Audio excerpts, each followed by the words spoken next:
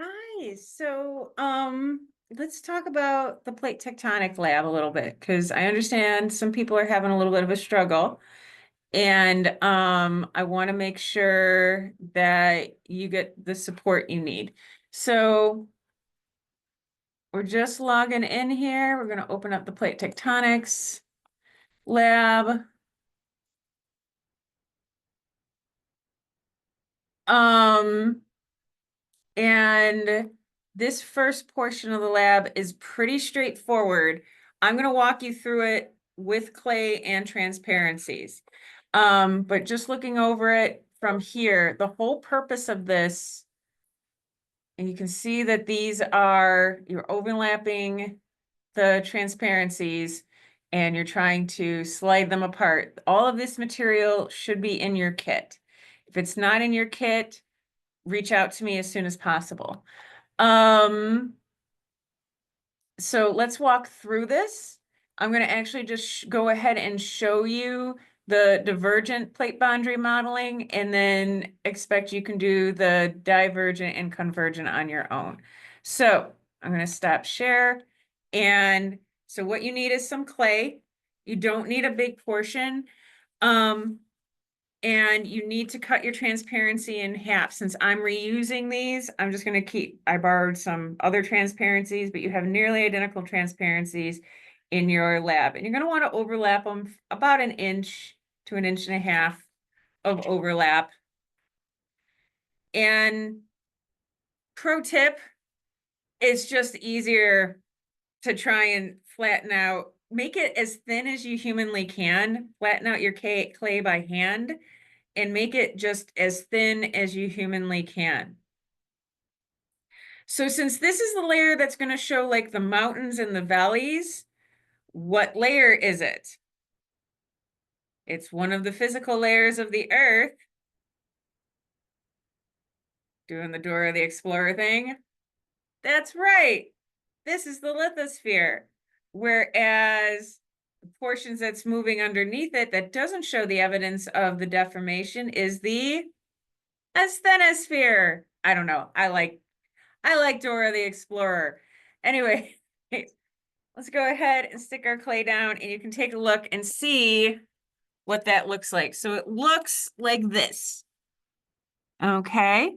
So I'm just tipping my camera here. It looks like this. And what I really need is an actual camera. I am genuinely considering putting in for some professional development money for that. But to make a divergent, that's when the plates slide apart. They're moving this way in opposite directions. Make sure that your clay is pretty well adhered to your transparency. Like now that I've got it well stuck, I can pick it up and do this. This is what you want. You want your clay like really stuck to your transparency. And now all I'm going to do is I'm going to diverge. I'm going to pull it apart. It may require some assistance. Like for example, my asthenosphere completely separated without changing my lithosphere. So let's try that again. Might help if I, hang on a second.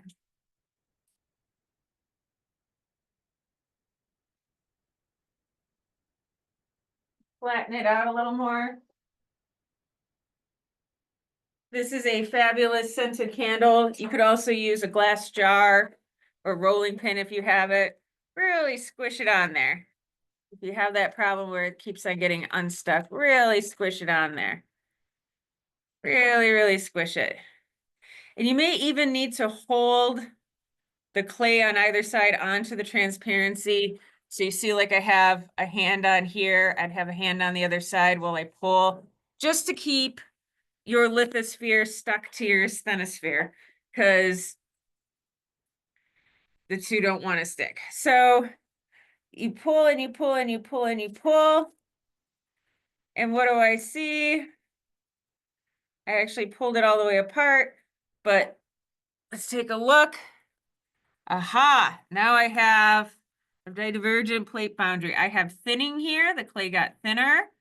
Okay, that's a little bit like a rift valley, and I actually have a rift forming in there. And that's basically what you want to do. When you have a convergent, you're going to want to form mountains. So when you squish them, try to make sure your clay clumps up. You're going to want to see evidence of that shear, that faulting, and a transform plate boundary. That gives you an idea of what you're supposed to be doing with your clay. Let's take a look at the next section of the lab. Boop, boop, boop. Do, do, do, do, do, do, do, do. So this section, I think people are having a little bit harder time with. Now, you don't necessarily need to have exactly the right pens for this. You don't necessarily need like the right colors. As long as you tell me what your colors are, that's fine. You can get whiteboard eraser type markers, erasable markers at the dollar store.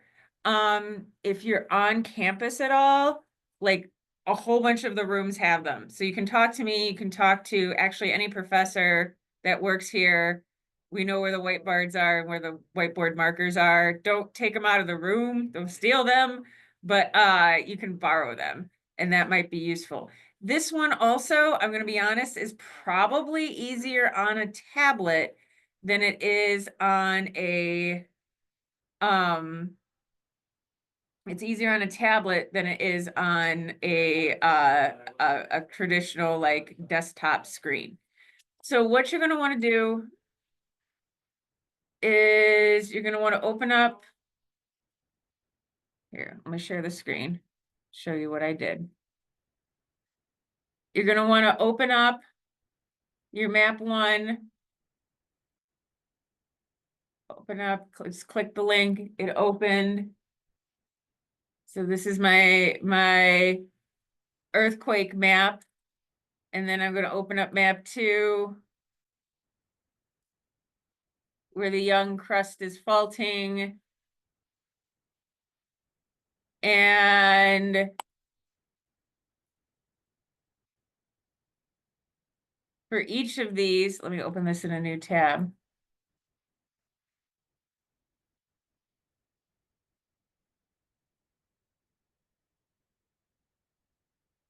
You can do it either on the screen or you can print it. Either one of those works. But what you're going to want to do, I'll turn my screen so I can show you. Look, you're looking at 2 screens. What we're going to do is we're going to take our transparency. You have enough transparencies in your thing. Don't recycle the one from the clay because it's not ideal. So what you're going to do is you're going to trace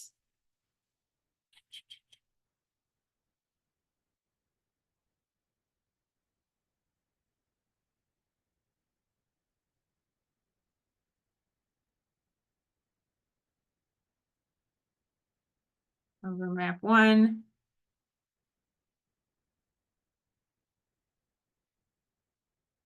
So I'm going to go over this. You can either trace it or you could print this map out. You then will take your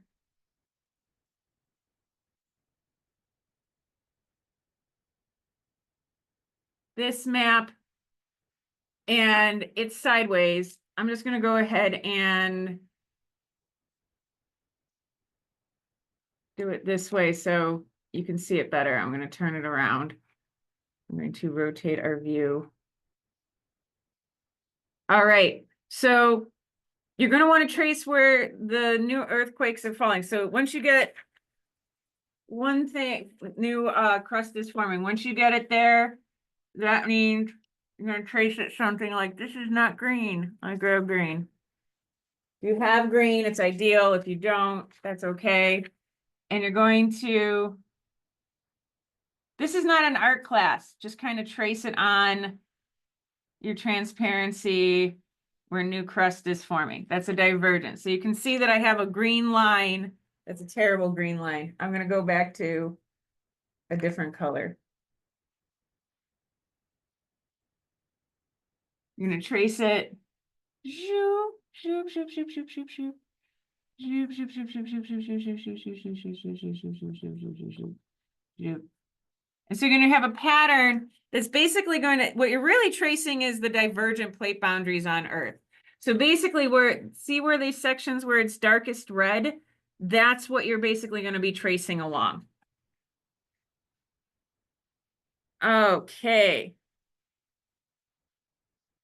And remember, this is not an art class. So, try your best, but remember, I have very low expectations when it comes to like your artistic ability. Just try to make it neat as you can. Like, don't be so slappy, I can't understand it. But remember, as long as there's like a key and you can tell me what you're supposed to be doing, it's not a problem. So then for the next step, what we're going to do is find the areas of how highest elevation are and where the plate boundaries are located around those features. So this one, this is another one that I'm better off saving it and blowing it up and rotating it. Just give me a second. So if I look at this map, these dark brown areas, like right along here, see all this like streak of dark brown, this streak of dark brown. These are all the mountains, right? These are all the highest mountain areas. Those are also associated with plate boundary types. We're only looking at the tallest mountains, like the Adirondacks. They're cool, they're not big. Okay, we're looking at like the Alps and the Himalayas, those sorts of things. And then it's over on this screen. Boop, boop, boop, boop. There we go.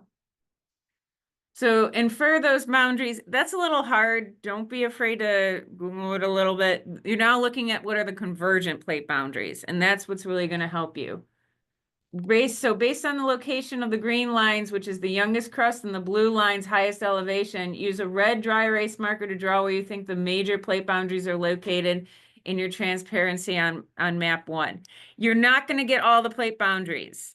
That's not going to give you all the plate boundaries. And for number 8, let me go to number 8 over here. This is a really hard question. Just try your best, but I'm not expecting a great answer for this because based on what you know, how could you possibly figure? It's a little bit like the metamorphic rock lab where I was like, based on what they've learned so far in this class and the level that they're at, how would they answer some of these questions? Number 8 is a little bit like that. Use your knowledge of how plate tectonics are related to the feature depicted on your map to draw arrows in black dry erase marker on each plate boundary, indicating the direction of relative plate movement. If you just put the direction, assuming that all I'm asking for, if it's convergent, they're doing this. If they're divergent, go like that. Okay. I don't need anything more elaborate than that because you do not have enough information to do anything more elaborate than that. And then you're going to take a picture of it and give it to me. And then there's some questions. So I hope this clarifies the tectonic plate activity. I think that of the, I know most of these labs are imperfect, but of the labs, this one's one of the clearest. And it's actually pretty similar to what you would be doing in class. We actually use marshmallows and graham crackers when we do it in class. But it's something really similar to what you're doing with the clay and the transparency. And then we use physical maps in the same way they're using digital maps. So it's a very similar activity, and it would be for any class like this. So this is pretty comparable, and it's pretty clear other than that one question number 8, which is don't overinterpret it. Number 8, if it's convergent, have the arrows pointed like that. If it's divergent, have the arrows pointed like that. Okay, don't worry about any other arrows. You do not have enough information to figure them out, and I understand that. So I hope you have a beautiful rest of your day. I hope you enjoyed the video. I hope it was at least a little bit helpful. And yeah, don't be afraid to reach out. I'm always happy to Zoom. Zoomy, zoomy. Don't be afraid. You have a super rest of your day. Thank you for being my student.